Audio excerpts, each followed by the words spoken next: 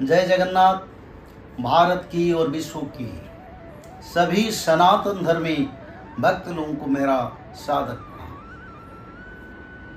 पिछले एपिसोड में जल प्रलय, जल की जो तबाही, जो महाभयंकर समय आ रहा है जल प्रलय का, जल ही जीवन है और जल ही विनाश का कारण बनेगा।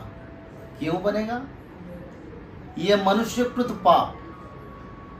आज मनुष्य लोग भेदभाव विचार नहीं करते पाप में, और जितना इच्छा पाप करते हैं, जितना इच्छा नॉनवेज खाते हैं, जितना इच्छा लोगों को चीटिंग करते हैं, और पाप बढ़ता जा रहा है। जब पाप बढ़ता है तब भगवान प्रकृति पंचभूत के माध्यम से प्रलय और आंशिक प्रलय करते हैं। पिछले एपिसोड में हमने विचार रखा था सारा विश्व की 90% देश भारत को छोड़कर जल प्रलय में संपूर्ण तबाही का मंजर देखेंगे।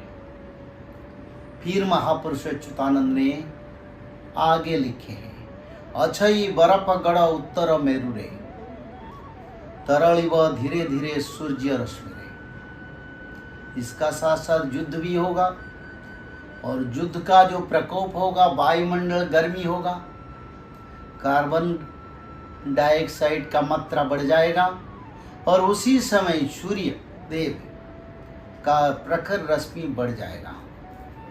महापुरुष अच्युतानंद ने इसके बारे में लिखे हैं। पिछले एपिसोड में हमने विचार रखा था, दिवस से श्रोगाण रब करु दिवसे पड़िब तारा, चौदिगत ही धूम्रवन हेव, 10 गुण हेव खरा, 10 गुण हेव खरा। महापुरुष अच्युतानंद लिखे, जब 600 साल पहले उन्होंने मालिका लिखे थे, उसी समय जितना सूर्य रश्मि का प्रकोप यानी उत्ताप था, उसका उत्ताप उसी समय से 10 गुना बढ़ेगा। तो आज तक सूर्य रश्मि करीब 7.5% तक बढ़ चुका है मालिका के हिसाब से, और 2.5 गुना सूर्य रश्मि का प्रकोप बढ़ेगा, और करीब करीब टेम्परेचर 55 से 60, 65, 70 तक चल जाएगा।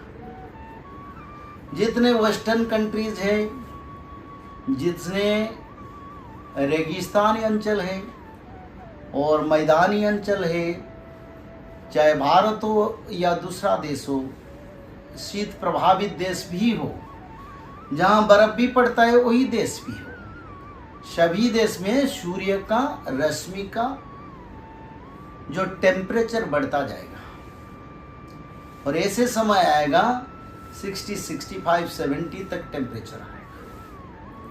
और उसी समय क्या होगा, युद्ध की प्रभाव से उत्तर मेरु पिघलेगा, क्योंकि क्लाइमेट का गर्मी होगा, कार्बन डाइऑक्साइड ज़्यादा बढ़ेगा, फिर सूर्य रश्मि भी उसी समय इतना बढ़ेगा और टेम्परेचर इतना बढ़ जाएगा, जिसमें जो उत्तर मेरु है, जहाँ बर्फीले पहाड़ियाँ हैं, स्तर है कई अनंत युग से, वो भी पिघलने लगेंगे, और धीरे धीरे बड़े बड़े ग्लेशियर पिघल के समुद्र में मिलेंगे। और उसी समय क्या होगा, महापुरुष अच्युतानंद ने फिर लिखे हैं, रौद्र तापे जेते बेले मेदिनी जलिब, सूर्य देव की प्रखर किरण की प्रभाव से जब धरती जलेगा, यानी ऐसे समय आएगा जंगल, जमीन, पेड़ पौधे, तृण ये भी जलने लगेंगे। मनुष्य का हालत क्या होगा?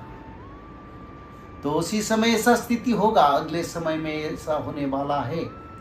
इतना सूर्य रश्मि बढ़ेगा, चाहे ये विंटर सीजन में भी सूर्य रश्मि 50 डिग्री से क्रॉस कर जाएगा। तो इसमें क्लाइमेट का संतुलन नहीं रहेगा, प्रकृति परिवेश का संतुलन नहीं रहने से जलवायु में बहुत बड़ा परिवर्तन होगा और बार बार टर्नाडो और सामुद्रिक झड़ और साथ ही साथ जलवायु का परिवर्तन में कहीं कहीं तबाही, कहीं कहीं सूखा भी पड़ेगा। और उसी समय सूर्य रश्मि के प्रभाव से सारा विश्व में जंगल, जीव जंतु जल जाएंगे और मनुष्य का हालत तो बहुत बुरा होगा। आज जो मनुष्य सोच रहा है धर्म की वजह से हम चले, उसी समय धर्म को ढूंढेंगे, कहाँ धर्म मिलेगा, क्या करने से हमको इसमें निस्तार मिलेगा। तो निस्तार तो कभी मिलेगा नहीं, क्योंकि पहले से मनुष्य लोग पाप कर रहा है और अभी कभी करुणा इतना सिखाया फिर भी नहीं सीखे, फिर भी पाप कर रहे हैं, तो विनाश का सिवा मनुष्य के पास कुछ नहीं रहेगा। कुछ लोगों को ये अच्छा नहीं लगेगा, बोलेंगे क्या बोल रहे हैं, तबाही तबाही तबाही। तो मैं क्या बोल रहा हूँ, पाप जो चल रहा है उसको तो कम करने के लिए आप लोग भी कोशिश करें ना। कोई भी इसके लिए सोचता नहीं, ना सरकार सोचता है, ना समाज सोचता है, ना मनुष्य सोचता है, ना मनुष्य समाज देखता है। तो ऐसे पाप का कारण मनुष्य समाज सूर्य रश्मि में जलते रहेंगे और महाविनाश का रूप को देखेंगे। समय करीबी है, इतना देर नहीं है। तो आप लोग बदल जाइए, धर्म में आइए और मालिका को अनुसरण करें। अपना परिवार और अपने को बचाने के लिए भगवान की शरण के सिवा और कोई सहारा नहीं। आज तो समय हो गया, फिर अगले एपिसोड में इसके बारे में हम विचार रखेंगे। तब तक जय जगन्नाथ।